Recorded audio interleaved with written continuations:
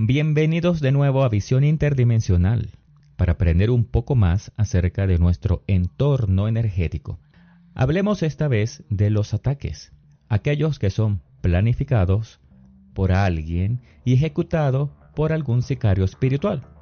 Digo, ejecutado por un brujo, santero, palero, etc. Muchas de estas personas quizás creen que son poderosos porque pueden hacer daño o dominar a alguien. Sin embargo, el que termina haciendo realmente el trabajo no son ellos, con sus rituales, ceremonias, sacrificios y danzas de la lluvia. Eso solo es el formalismo para establecer un contrato, según ellos, con algún santo, dios o muerto, en otras palabras, con un arconte. Y estoy seguro que la mayoría de ellos no son conscientes de la verdadera naturaleza de su entidad. Y lo digo porque siempre cuando presento a un brujo con su entidad en las sesiones, termina en pánico y gritando del miedo, más asustado que la propia víctima. Así que ahora vamos a ver algunas razas o especies de estas entidades que más hemos visto en las sesiones cuando eliminamos trabajos de brujería. Sapos, serpientes y arácnidos. Las entidades de tipo sapo, serpiente y arañas les gusta mucho torturar y hacer daño. Por lo general, cuando una persona quiere que otra sufra y la pase lo peor posible, las entidades de este tipo son las que más hemos visto comúnmente actuar sobre el lazo energético entre atacante y víctima. Son muy perversas. Entonces, su especialidad son los trabajos rastreros, porque son motivados por odio, envidia, celos, es decir, la miseria que explotan del humano. Baphomets. Este tipo de entidad, muy conocida porque tienen la forma del diablo, se suelen encargar de trabajos muy pesados de brujería. ¿Por qué son muy pesados?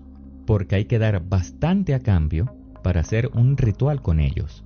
No necesariamente los rituales tengan como objetivo dañar a alguien.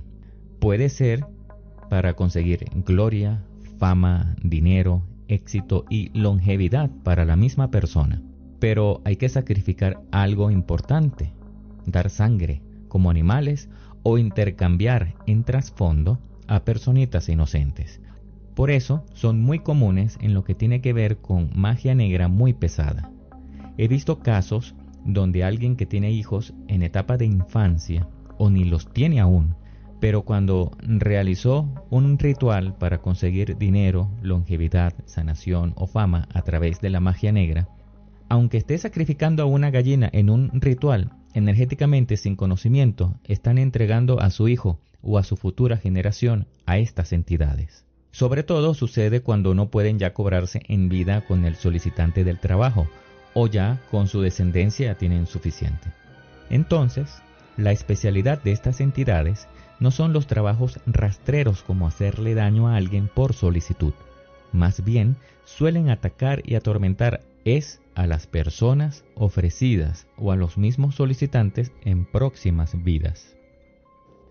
Es obvio que las personas que hacen este tipo de rituales o sacrificios para conseguir algo a lo fácil y directo terminan estableciendo un contrato con estas entidades que son difíciles de cortar por la magnitud de lo que se pidió y la fortaleza de la entidad. Felinos. Los felinos se especializan en la relación de parejas y no precisamente como terapistas o consultores del amor, más bien como juntadores y separadores de parejas a la fuerza. ¿Cómo es esto? A través de una práctica que es más común de lo que parece, porque en muchos casos no necesitan ni acudir a un brujo.